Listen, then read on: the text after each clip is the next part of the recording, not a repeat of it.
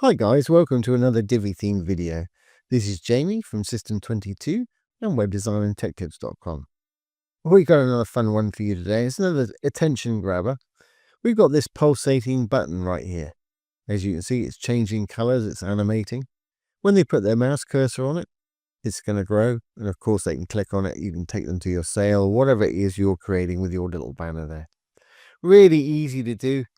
Really nice little eye-catching thing to have on your site, and of course it'll look just as good on tablet and mobile. They'll stack. If I hit my F12 key, here we have it on an iPhone 12, and as you can see it's sort of stacked, but we still got our nice button and they can click on it, go wherever they want. So let's get started. I'm going to get rid of that. Let's enable the visual builder. And we'll roll down past the icon boxes we did yesterday. Here's this section. Let's just delete this section and we'll start from scratch. I'm going to hit the trash can. I'm going to hit the little blue plus to add a new section. I'm going to use a regular section for mine. In mine, I'm going to use 2 columns with a larger one on the left-hand side here. In mine, I just used a heading module to create a heading. I think I've got it saved in the library. Look, there it is right there. And it's white on white, so you can't see it very well. If I move my mouse, you'll see it. It's actually Anton, and it's 130 pixels. Let's just go into the section, make it so we can see this properly. Blue tab for the section. Background is always under content. I'm going to put a quick gradient in there. It throws in a blue and a green by default. I'm going to make both of those black by just left clicking on them. I'll roll back down. I'm going to left click on this one, make it black. Now let's add another stop about halfway, 50% there. I'm going to click on it. I'm going to make it blue.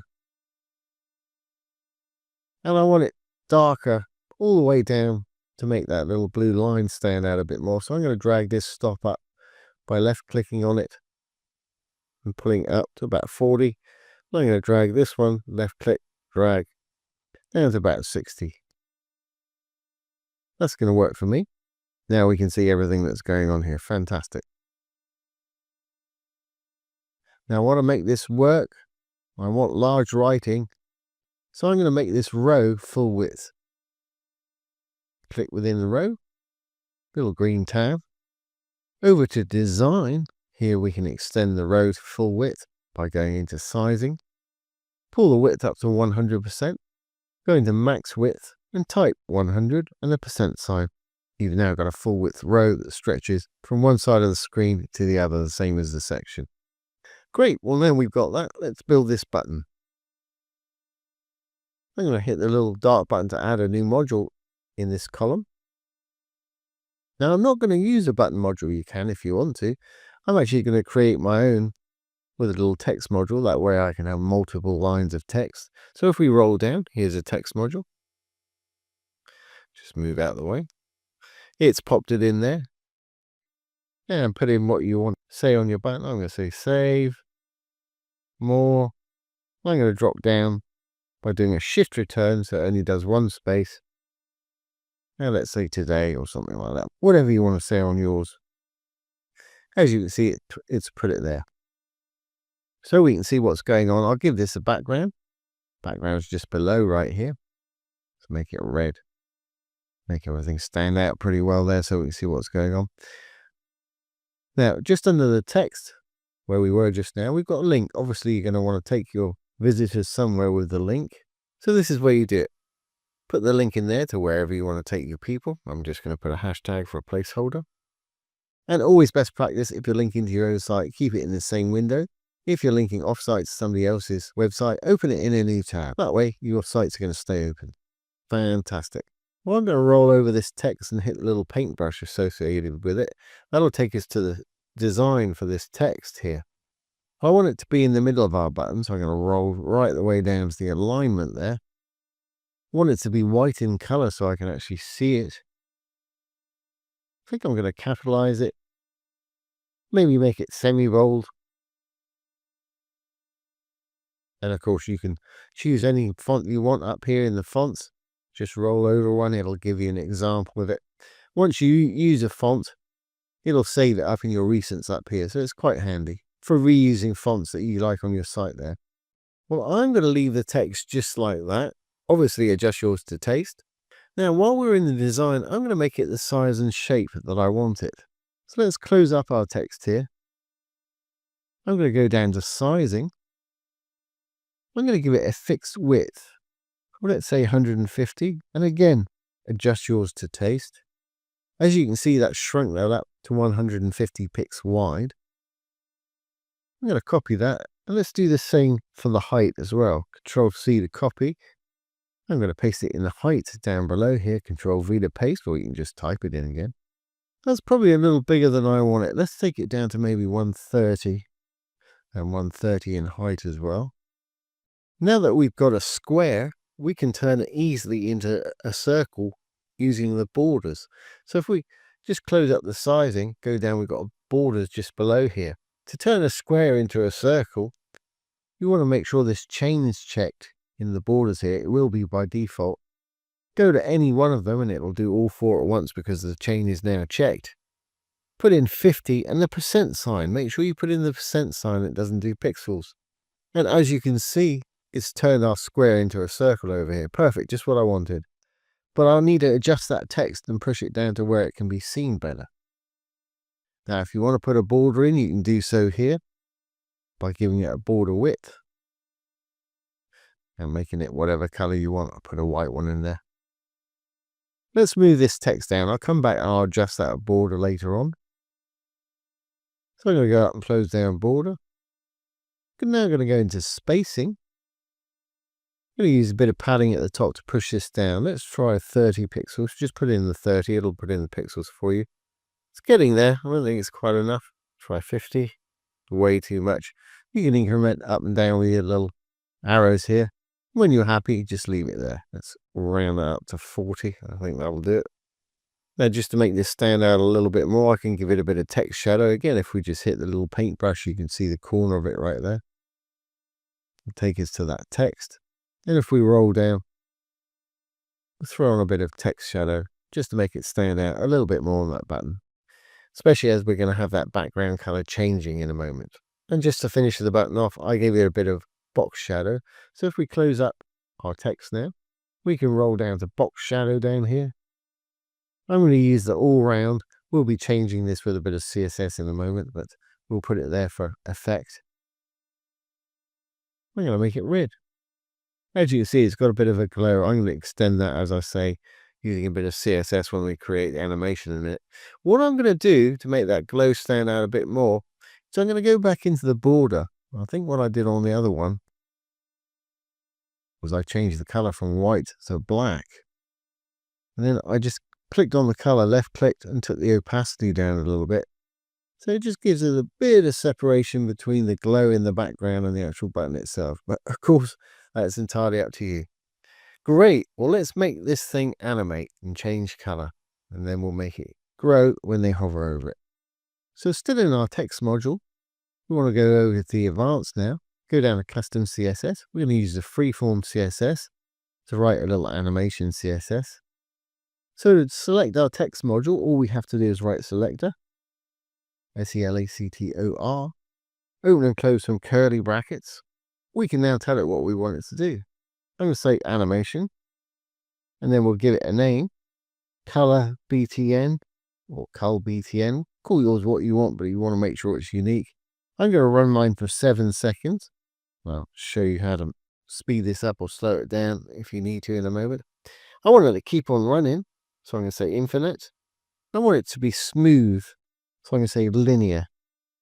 When the colors change, I don't want it to sort of jerk. I want it to be a nice smooth color change. Great. Well, now we've created this animation. Just going to tidy up the gap there. We're giving it a name. We actually need to build it. And we're going to use keyframes to do this. So I'm going to put at, then a word keyframes. Then the name that we gave it was color BTN. Now we can open and close some more curly brackets.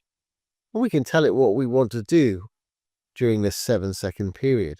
So when the page loads, or the beginning of second one of our 7 seconds, which should be 0%, we can open and close some more curly brackets here. And we're going to start off with the same color background as we got, or actually it'll be slightly different. You can use the same one by finding out what the hex is on it right there. But I'm just going to use web colors, so I'm going to put in red, blue, etc. So I'm going to say background, colon, red, R-E-D. And you might see it change the shade of red when I do that. Then I want to make sure that that box shadow is the same color as our red here to make that glare effect work with it. So I'm going to say box shadow, box dash shadow, colon. I'm going to give it 0 picks left and right, 0 picks up and down. I'm going to give it a big spread, 35 pixels. And I want to make sure it's red also, or whatever hex or RGBA color you use. And let's actually brighten that up too. Fantastic.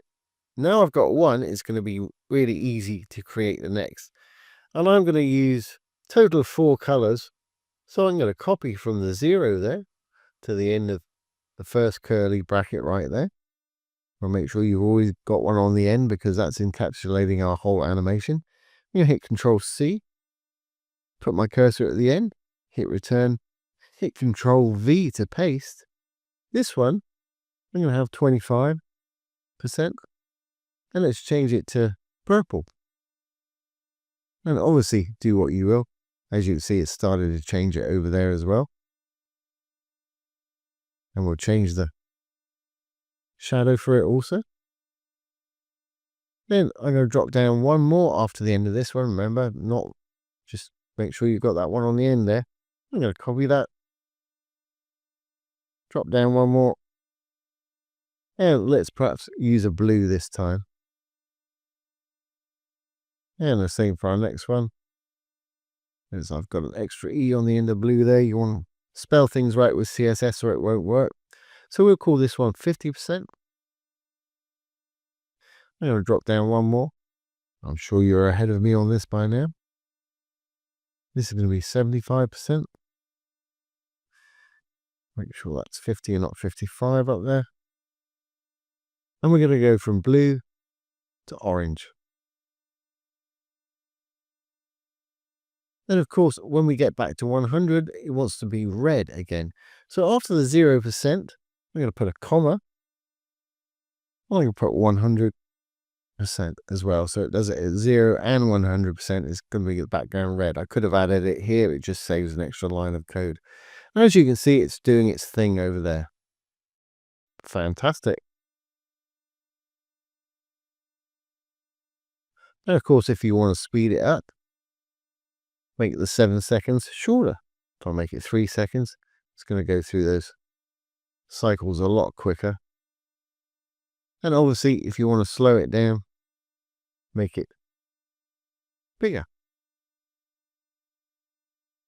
And you get different colors as it goes through those gradients when you slow those things down. But I think I'm going to take mine back to my 7 seconds. That worked for me. Now, we want it to stop animating when they put their mouse over it, so that they know something is going to happen. So what we can do is copy the selector. It's the end of the first curly bracket there, Control C. Drop down, we'll drop this on the end. Right after the R of selector there with no gap. It's important you don't put a gap in there. We'll put a colon, and then no gap again, and the word hover. And we've created a hover state now. So when they put their mouse on it, we can tell it what to do in between these curly brackets. All I need to do is say animation, none. Now when they put their mouse over it, it'll stop on the front end. Take the mouse off, it's going to start again. Fantastic. And the only other thing, I thought it'd be nice when they put their mouse on it if it's scaled up as well. Another little interactive feature that lets them know something is going to happen. We can do that without any more coding. And don't forget, I'll put all this code down below as usual for anybody who just wants to copy it. I'm going to go into design. I'm going to roll down to the bottom to transform. First tab here is scale, which means make bigger or smaller. I'm going to roll up. I'm going to roll over the dark writing here. I'm going to hit this little arrow. it's going to open two boxes. We've got a desktop state. That means when the mouse is not on it. I want it to be normal size, 100%. And if I click on the hover tab right there, we've got another box. For the hover state, I want it to be a bit bigger. So I'm going to drag this to the size that we want it there. I think that will do.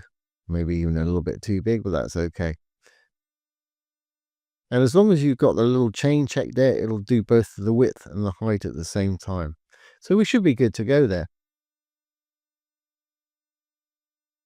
Let's just save our changes. Before we get out of here, let's just make sure this isn't going to work okay on tablet and mobile. We're going to hit the purple button down there. I'm going to hit the tablet. Yeah, it looks like we need to centrally align that text in that one. For some reason, that's grown on tablet, so we can fix that by giving it a max width. Same with it on mobile there. We just need to centralize that text. Really easy to do. Let's go back to our desktop version. I'm going to go into my little text module here, or my heading module actually. And I can hit the little paintbrush for it over here because I've got a full width row. It's right in the left-hand side there. And let's have a look at our text alignment for this thing. I've got it to the right, so it's close to our button there, which I like that on desktop. So let's roll over and we'll get up the little mobile phone type icon here. And on desktop, we'll keep it on the right-hand side. On tablet, we'll pop it in the middle. That'll work. We could make the text bigger or smaller, but I think that's going to work fine for me. And let's check it on mobile. That's in the middle on mobile. I like that too. That's fine. We just need to fix the width of the button, I believe, and we should be good to go. So if we save this now, and save the heading settings, we'll go to the button now. And we want to go over to the width, which we'll find in design, down to sizing. Here's the width. So I think for the max width, just have a look on the tablet. Yeah, it's stretching way too wide there. So let's copy our 130 pixels up there, Control C, and we'll paste it in the max width down below, Control V. That's better. And we need to make sure that this module is in the middle. Let's check it on mobile. Perfect. Great. So as far as I'm concerned, that is working on all devices now.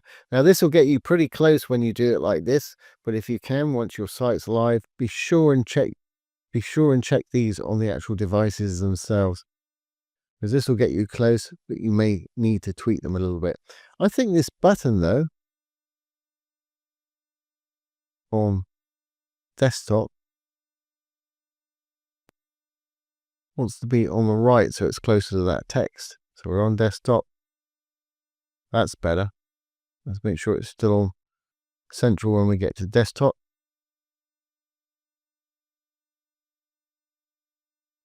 Do that. Fantastic.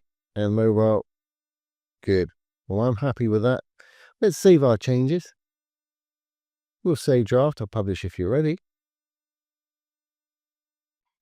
Exit the visual builder. Roll down past our icon boxes.